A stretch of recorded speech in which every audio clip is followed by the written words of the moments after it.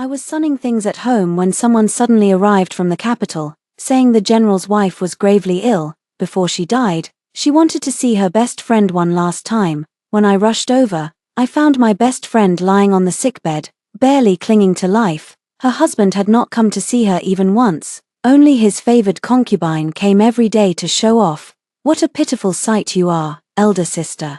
You pretended to be sick so many times that now you've really gotten your just desserts. My best friend grabbed my hand, her voice dry and hoarse. Afu, I'm going to die soon. I left something for you. You have to. I don't want it. I cut her off, casually picked up a golden hairpin, and stabbed it into the concubine's throat. I came here to stand up for you. Gold was too soft, not as sturdy as silver. The strike landed off-center, only cutting through her skin, I thought to myself. What a pity. The concubine already screamed shrilly, elder sister, you've gone mad. Do you think bringing some country bumpkin here lets you run wild in this mansion? Wait till the general comes back, he'll make you regret it. She screamed and staggered away, covering her neck, like a wounded, crazed pheasant. I was about to chase after her to finish the job, when Yunxiao stopped me urgently. Don't, Afu. She stood up to block me, nearly falling off the bed. Her words are unpleasant. But she doesn't deserve death. I turned to support her and said calmly, I heard everything on the way here. Your third child died at her hands, one life for another. It's only fair. When Yunxiao forced a bitter smile, it's not that simple. When it comes down to it, Xie Yang is more to blame. Xie Yang was her husband. He had risen to the second rank through military achievements and was about to be granted a title. He was the talk of the capital right now. I thought for a moment. Killing them both would be difficult, but I'll try my best. When Yunxiao couldn't help but laugh a little, I know you want to vent for me, but I don't have much time left. Don't waste your time on her. Xie Yang may have fallen for someone else, but I've saved plenty over the years thanks to his status. Besides the dowry for our daughter, I still have 2 shops, 10 mu of good farmland, and several hundred taels of silver. Afu, I'm leaving it all to you. Live well.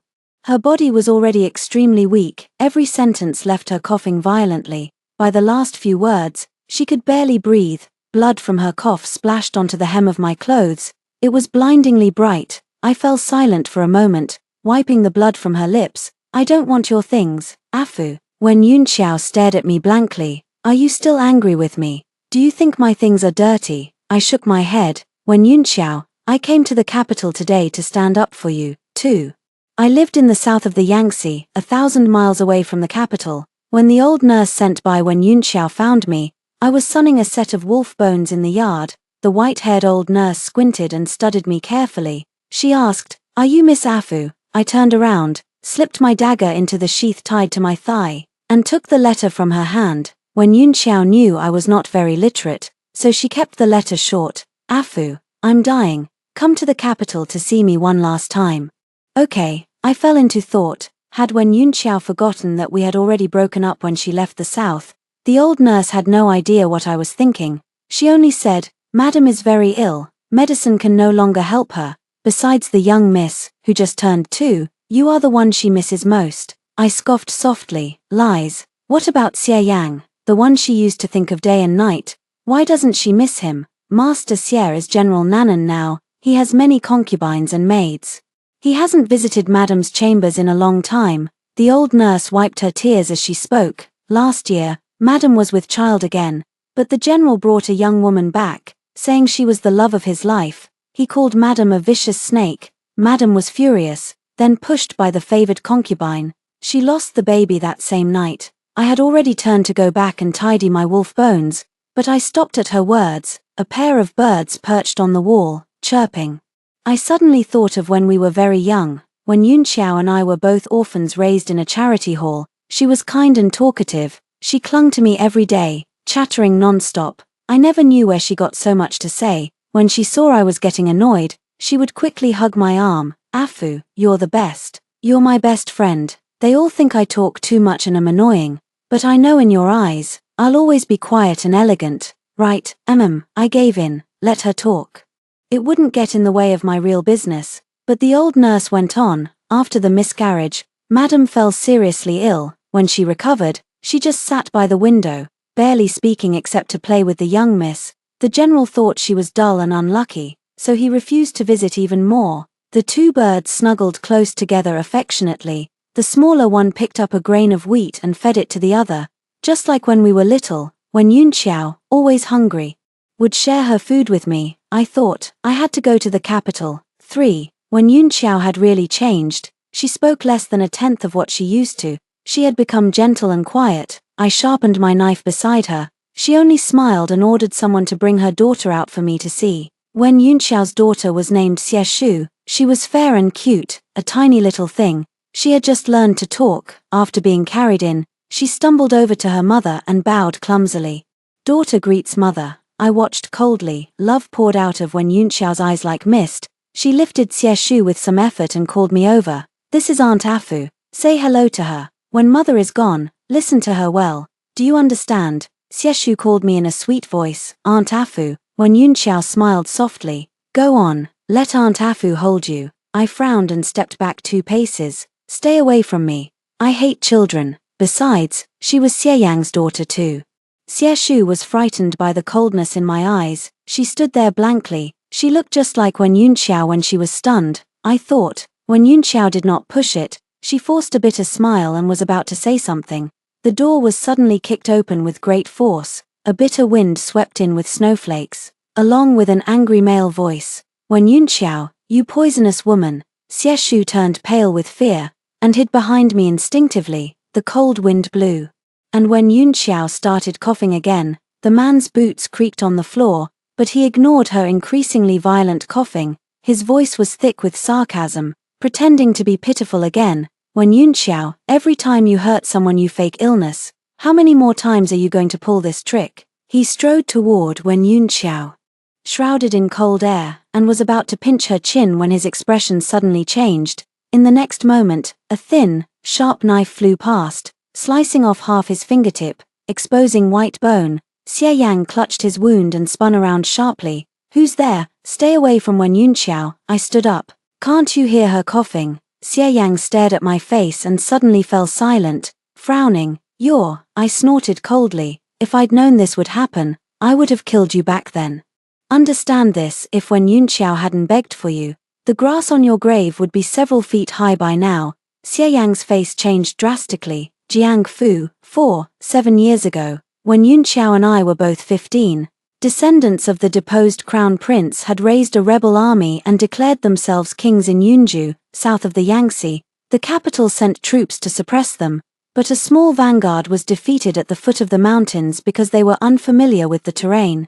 When Yunqiao happened to be gathering herbs nearby and saved the seriously injured Xieyang, the two fell in love naturally. Back then, he was only a lowly centurion. Holding Wen Yunqiao's hand, he promised, Qiao Qiao, I'll be good to you for the rest of my life. When Yunqiao believed him, I didn't. There was nothing but ambition in his eyes. He would never be content with mediocrity. When Yunqiao shouldn't marry someone like him, even if she wanted to marry, I went to persuade her. His brows are high, his lips thin, and the whites of his eyes are too prominent. He's a man of little loyalty and affection. When Yunqiao laughed, Afu, you can read faces now. She shook my hand and coquetted. Afu, you don't understand. He's really, really good to me. As soon as his wounds got better, he got out of bed to help me work. He wouldn't let me take care of him anymore. I said expressionlessly, that wasn't your work to begin with. When Yunqiao was left speechless. She then showed me the new silver hairpin in her hair. Look, he bought this for me after chopping firewood for others. The hairpin was flimsy, worth no more than 1 tael of silver, less than the cost of his medicine for 3 days. But when Yunqiao had already fallen head over heels in love, she wouldn't listen to anything. I thought for a moment and decided to solve the problem at the root. Kill Xieyang directly, and there would be no more trouble. Unfortunately, I messed up the timing. I was halfway through stabbing him when Yunqiao came back. Her eyes reddened. Afu, why must you set yourself against Xieyang? I did not want to explain. I pulled out my dagger to stab again, but she rushed over and stood in front of him. Xieyang coughed up blood, saying in broken gasps, I know why. She colluded with the rebels. Look at her dagger, it's carved with the plum blossom that represents the deposed crown prince. Tears streamed down Yunqiao's face. Afu, I know you're skilled in martial arts. I can't stop you. If you really have to kill Master Xie, kill me first. What a pair of star-crossed lovers. I looked at Wen Yunxiao. For the first time, she felt like a stranger. So I said, if one of us must die today, him or me, what do you choose? Wen Yunxiao bit her lip and said nothing. She still stood protectively in front of Xie Yang. The answer was clear. I nodded and sheathed my dagger. Fine, I'll spare him today. And you, Wen Yunxiao. From now on, your life or death has nothing to do with me. 5. Memories rushed back. I looked at Xie Yang before me. Since you remember, how do you plan to die? Xie Yang sneered. Jiang Fu, you colluded with rebels to kill me back then. Did you think I would live to see this day? I've been searching for you for a long time. Who would have thought you'd deliver yourself to me? At dawn, I'll go to the palace to request an imperial edict. I'll have His Majesty convict you. I lifted my sword and mocked. You still have to run to the palace and tattle, begging someone else to stand up for you. Wen Yunxiao, this is the useless man you picked out carefully to marry. Xie Yang flew into a rage. He had been in a high position for too long. He hadn't heard such insulting words in ages. But I had a sword, so he didn't dare clash with me. He could only turn his anger on Wen Yunxiao. Wen Yunxiao, Yang was right. You orphan girls are the most scheming. You married me only for the title of general's wife. All these years you've hoarded private money using my name. I ignored it out of marital kindness. Yet you brought the villain who tried to kill me into this mansion. I bet the time she tried to murder me and you protected me, that was all an act, wasn't it? After he spoke, the air fell deadly silent. A flicker of regret crossed Xie Yang's face, but he still kept a cold expression and stared at Wen Yunxiao, waiting for her to do as she always had, to panic, to explain, to apologize, to yield. For 7 years, that was how it had been between them. She had taken the first step back for him. After that, every step was expected of her. But when Yunxiao did not look at him, she only stared at me, fixedly. The faint, wavering spark in her eyes was completely extinguished. After a moment, a tear of blood trickled from the corner of her eye. She sounded as if her life was draining away. Her voice hoarse and almost shrill as she called me, Afu, Afu, I was wrong, I chose wrong. 6. At first, things between her and Xie Yang had not been like this. Right after they married, they had a sweet, clinging period. Xie Yang was grateful that she had broken off with her closest friend to protect him. So he treated her extremely well. Holding her hand, he swore to the heavens, I, Xie Yang, will never betray Wen Yunxiao in this life. If I break this vow, heaven and earth will punish me. Before he finished, thunder crashed outside. Wen Yunxiao clapped a hand over his mouth in fright.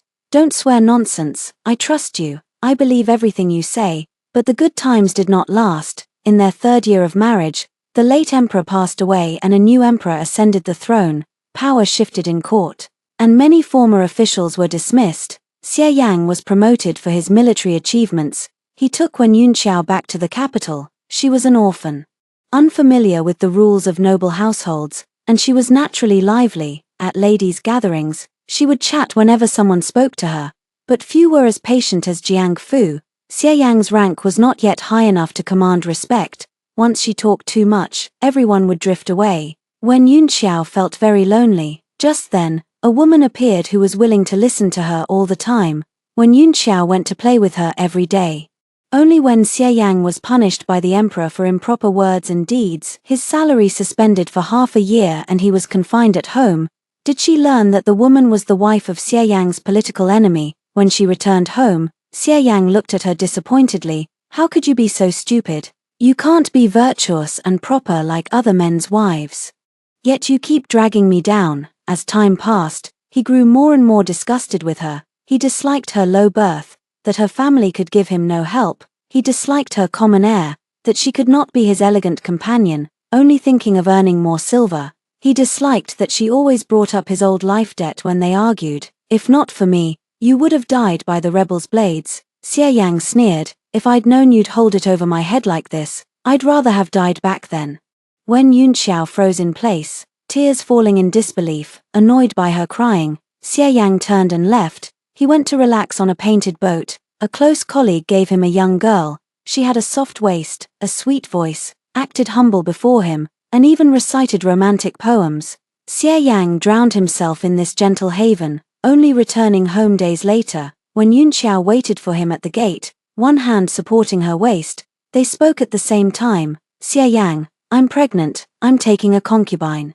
Wind swirled fallen leaves around them. When Yunxiao's smile froze on her lips, as if she hadn't heard, she asked again, "What did you say?" Xie Yang's face turned cold. "It's perfect that you're pregnant, you can't serve me. A colleague gave me a pleasing girl. I'm taking her as my secondary wife." When Yunxiao shrilled, "I won't allow it," he sneered. "I am a general. Do I need your permission to take a concubine?" Seeing her stunned, he felt a flicker of pity. He soothed her, "Don't worry. It's only a concubine. You are my legal wife. No one can take your place." 7. I believed him again. When Yunxiao laughed hoarsely, "Afu, I'm so stupid." Later, more and more women came into the mansion. One was the daughter of a disgraced official, named Song Yang. He even traded his military rewards to free her from servitude. Afraid she would be wronged as a concubine, he wanted to marry her as his equal wife. I raged, I fought, I even pretended to be ill to soften his heart. But nothing worked. When Yunxiao gripped my hand tightly and chatted about the past all night, Xie Yang was not in the room. He had been frightened by that single tear of blood from Wen Yunxiao. He mumbled, "I'll fetch a doctor," and fled in near panic. He never brought a doctor back. When Yunxiao's maids went to check and said he had spent the night in Miss Song Yang's chambers and had asked for hot water twice. Here, the sky gradually lightened. Xie Shu slept soundly on the couch in the warm inner room. Outside, snow beat endlessly against the window frame. When Yunxiao suddenly smiled helplessly, "I talked too much again. You must be annoyed with me, right?" "No," I answered sincerely. No one had spoken to me like this in 7 years. Truth be told, I had missed her too. She gazed deeply into my eyes. "I want to ask, but I dare not. Afu, have you been well these years? Do you have someone you love?" "Someone I love," I thought. If it meant loving someone like when Yunxiao loved Xie Yang, no, I didn't.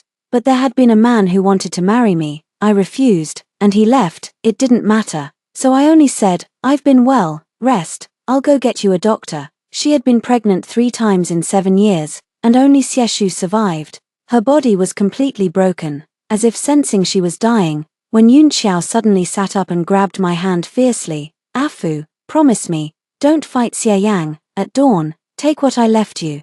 Take Oshu, and leave the capital. If you're out of sight, he'll spare you for his daughter's sake. Afu, I beg you, you must live well." I said, "All right, I promise." She lay back, satisfied, and closed her eyes.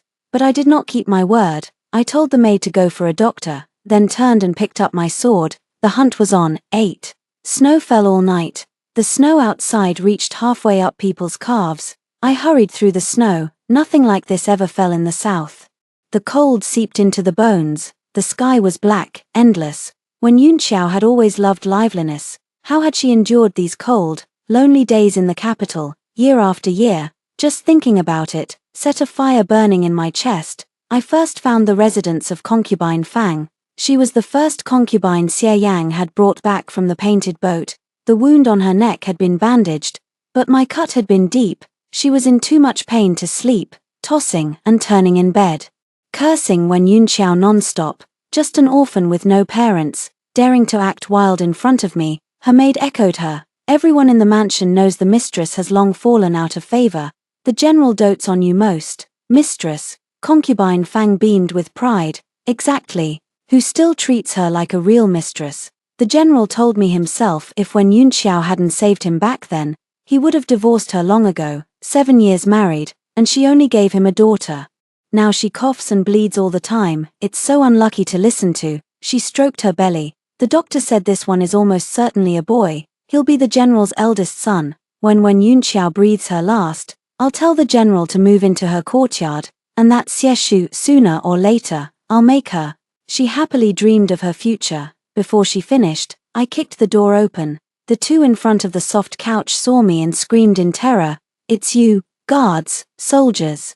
Help, stop yelling." I knocked them all out. "If you're really that attached, I can kill a few to keep you company on your way." I knocked the maid unconscious with the sheath of my sword, lifted one leg, and stepped on the edge of the couch. Looking at concubine Fang, she trembled all over, fear carved into her bones. Miss Jiang, think carefully. If you kill me, the general will never let you go." I nodded. "Don't worry, he'll be here soon enough." Concubine Fang's face turned ashen.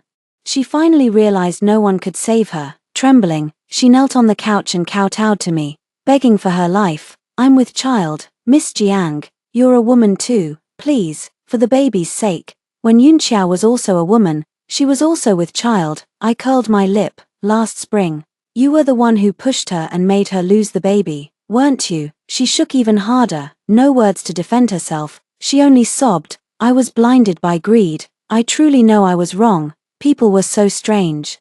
When begging for mercy, they said every pitiful thing.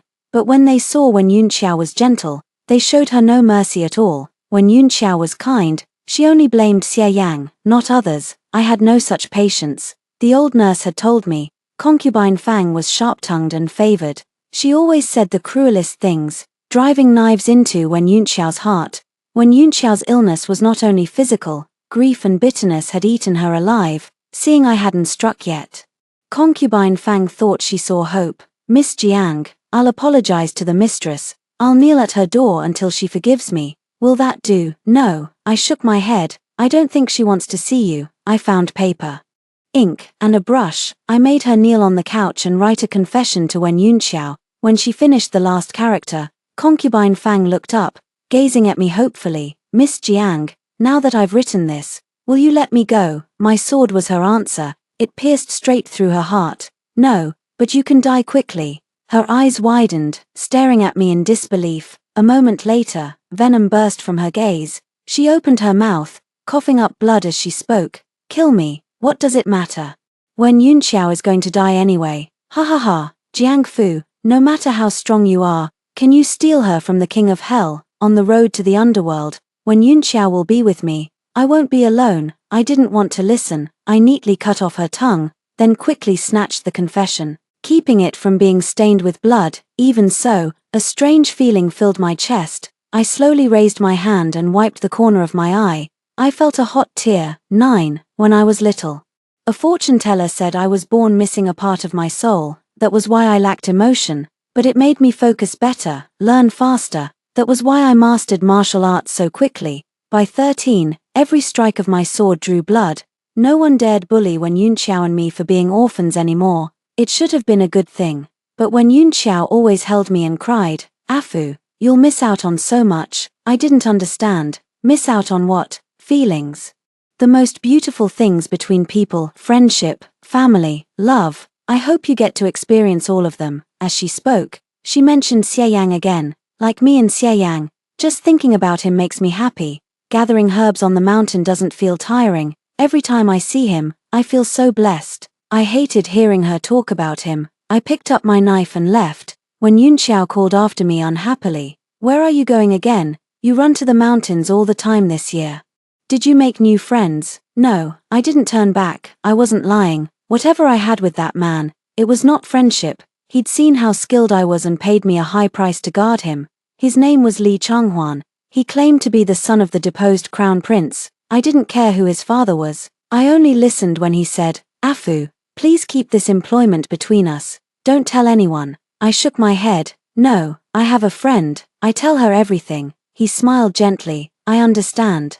But I'm doing this for your friend too. What I'm planning is extremely dangerous. If things go wrong, she'll be safer knowing nothing. Besides, secrets succeed in silence. More people mean more risk." He was handsome. When he smiled, he was dazzling. I felt dizzy for a moment. When I came to, it sounded reasonable. When Yunqiao was too innocent, not knowing anything was better for her. So I agreed. Li Changhuan smiled at me again. "Afu, you're so kind." I frowned. "Are you unwell? Why do you ask? Your voice isn't the same as when we first met." He stiffened. "The weather's been cold. My throat is uncomfortable." "Afu, are you worried about me?" He smiled again. I was confused. When we first met, Li Changhuan had always been stern, his gaze colder than anyone's. He tried to kill me, but his guards were all slaughtered by me. When my sword pressed against his neck, he was still calm. "There's a traitor beside me. I could never find out who. Thank you for helping me, miss." I narrowed my eyes. "Aren't you afraid of death? If you kill me today, miss, I doubt you'll live either." He spoke calmly. "I have a better idea. I have no one to guard me now. I'll pay you 1,000 taels to protect me for 6 months. After that, another rich reward." I agreed. When Yunqiao was at the age of loving pretty things, She wanted so many dresses and hair ornaments, but she couldn't afford any with just the money from gathering herbs.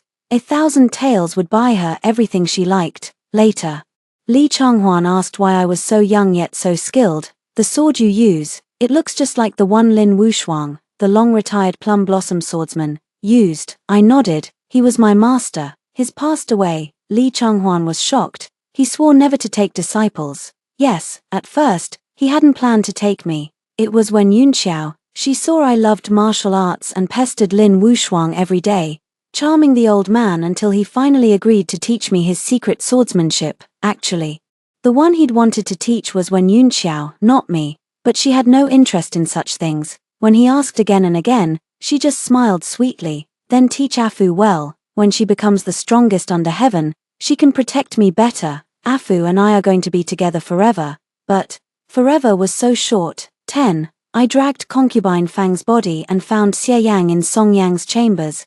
The room reeked of a disgusting stench. The two were half-dressed, sleeping in each other's arms.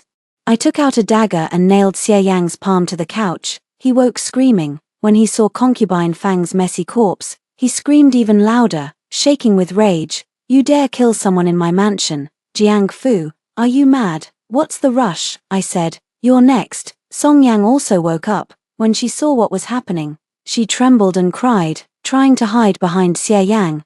I'd heard all about her before coming. Her father had been vice prime minister before he was convicted. She thought herself well-read and looked down on Wen Yunxiao, always acting superior, mocking and belittling her at every turn. Why are you screaming? One little blood and you're howling. Are you useless? Xie Yang truly thought her his true love. He immediately defended her. Yang is a noble lady. She can't stand blood. Unlike you wild mountain girls. He stopped mid-sentence. He finally realized, I was not Wen Yunxiao, I was Jiang Fu, the one who could kill him at any moment. I smiled. Xie Yang, don't you find it disgusting to say things like that, when you were lying half-dead at the foot of the mountain? If Wen Yunxiao had been as useless as this thing in your arms, you would have died long ago. He flew into a rage. She saved me once. How many times must she throw it in my face? If she didn't keep holding it over me, our kindness wouldn't have run out so quickly. How ridiculous. Wen Yunxiao, you loved him with all your heart, and in the end, to him, it was just kindness. Fine. I won't mention it anymore. Then give your life back to Wen Yunxiao. I pulled out another dagger and threw it between them. Both turned pale, staring at concubine Fang's body on the floor. They finally realized I was serious. Song Yang cried pitifully. General, save me. He can't save you. He can't beat me. I said calmly, how about a game? Only one of you 2 lives. Choose before dawn. 7 years ago, when Yunxiao had made a choice like this, she had been deeply in love with Xie Yang. Yet she could never bring herself to kill me, so she had been ready to die herself. Xie Yang deserved to feel that pain too. 11. Too bad I overestimated him. When he heard only one could live. Xie Yang's face turned ghastly. He snatched the dagger and killed Song Yang on the spot. Song Yang didn't even understand until the end. When her throat was pierced, she was still trying to curl into his arms. After killing her, Xie Yang looked at me, face dark, teeth gritted. Now you and Wen Yunxiao are satisfied, aren't you? She kept targeting Yang, faking illness, framing her, even threatening miscarriage. She sent you here just to make me stay only with her. Now concubine Fang and Yang are dead, I only have her. She can finally relax. He spoke with bitter reluctance, his voice thick with loathing. I found it utterly absurd and burst out laughing. Ha ha ha, Xie Yang, you actually think Wen Yunxiao still cares about you? What kind of trash are you? She chose you 7 years ago. Afu and I already broke off. Why do you think I came to the capital? I grabbed his neck and slapped him hard. When Yunxiao is dying, I came to make you all die with her. I held nothing back. The blow swelled his cheek and blood trickled from his lip. He turned his head and spat out a tooth. Yet he acted as if he felt nothing, only staring at me, voice shaking. What are you saying? She can't die. Yang said she was faking. Who dies just from losing 2 babies? She was just upset I loved someone else, pretending to be sick to win me back. She's done this before. I slapped him twice more. So you do know you betrayed her? I sneered.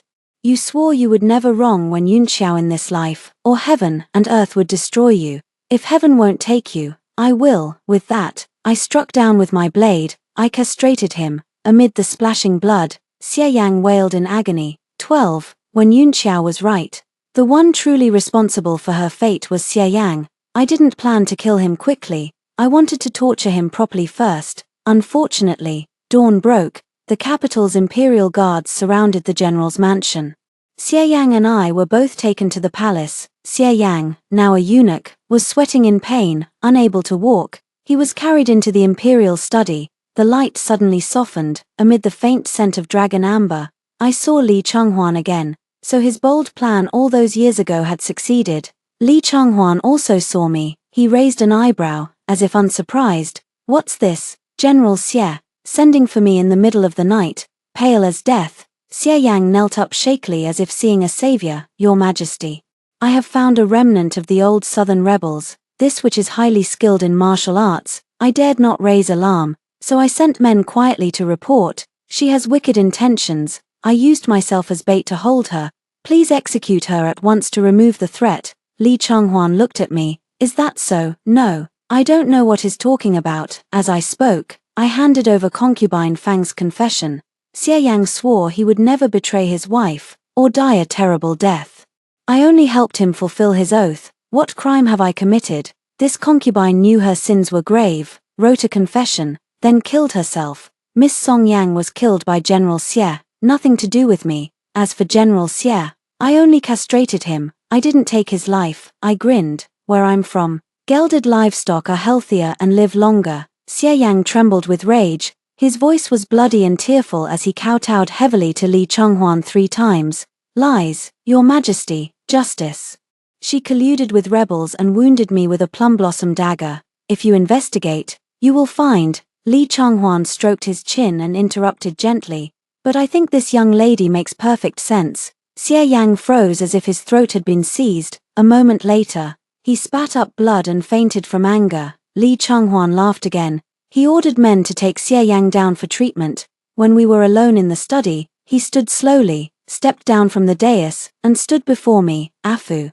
He said, are you still using the dagger I gave you? 13. It was my 3rd month as Li Chenghuan's guard. He gave me a dagger, saying it was for self-defense. I thought it strange. No need, I have my own. Weapons were only useful if you were used to them. Li Chenghuan was persistent. Today is your birthday. I carved this for days. It's your birthday gift. I still didn't want it. So what if he carved it himself? It was still useless. In the end, Li Chenghuan played his trump card. Use it once, and I'll add 10 taels to your pay. That was a good deal, I agreed. But the first time I used it, I failed to kill my target. Instead, it broke me, and when Yunqiao apart completely, I couldn't help blaming Li Chenghuan. After returning, I threw the dagger deep into my chest. 3 more months passed. Our 6-month agreement ended. Li Chenghuan said his great mission was complete and asked if I would return to the capital with him.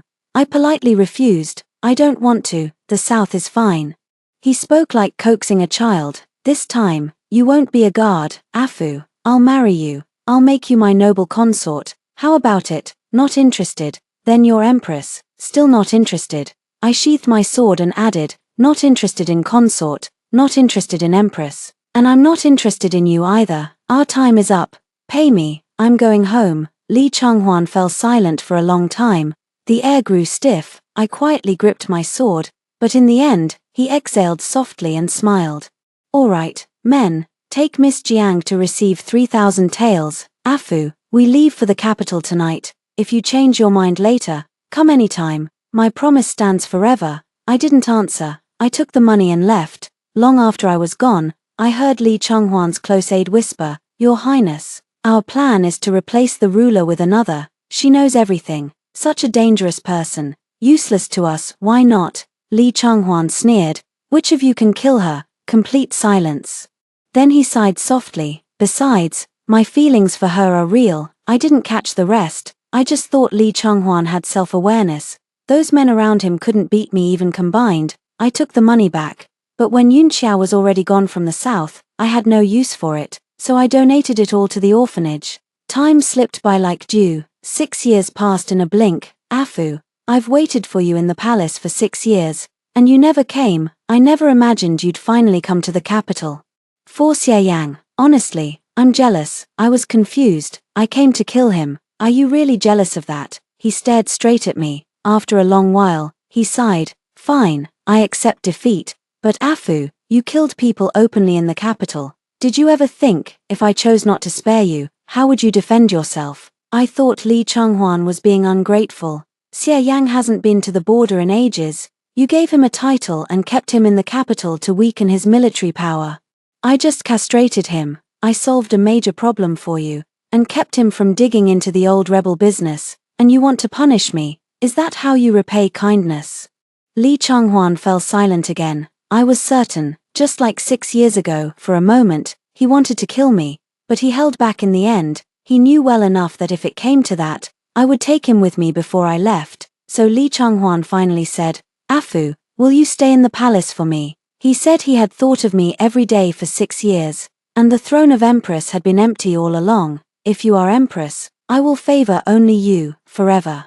I nodded at the blood-stained confession on the floor. Someone else once promised forever. Times change, who can be sure? Li Chenghuan sighed. You never leave any room. Very well. As soon as I knew you were in the capital, I sent imperial physicians to the general's mansion to treat your friend. When she's better, take her back to the south. I froze. The thought that Wen Yunxiao might live swallowed me in pure joy. In the end, under Li Chenghuan's thoughtful gaze, I felt moisture at the corner of my eye. Afu, once you leave this time, never return to the capital. He looked at me deeply. Otherwise, I cannot promise I will still spare you if you reject me a third time. It was spring, warm and blooming. I drove a carriage, taking the recovering Wen Yunxiao and 3-year-old Xie Shu back to the south. Before leaving, Wen Yunxiao sold all her property in the capital, and stuffed a thick stack of banknotes into my hand. She said, Afu, it's all yours.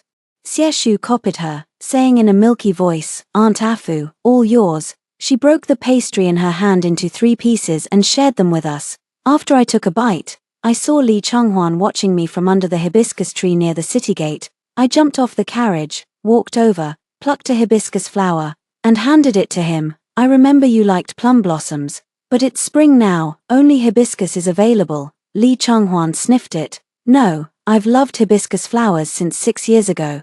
Afu, you never show kindness for no reason. Speak, what do you want me to do for you? I leaned closer. I won't let Xie Yang off. You want me to kill him for you? No, I already killed him. Li Chenghuan, just don't look into it, I said. Also, Li Chenghuan, I might kind of like you too, but I won't stay in the capital. If you ever change your mind, you can come find me in the south. I knew Li Chenghuan would not come, just as he knew I would never stay in the capital.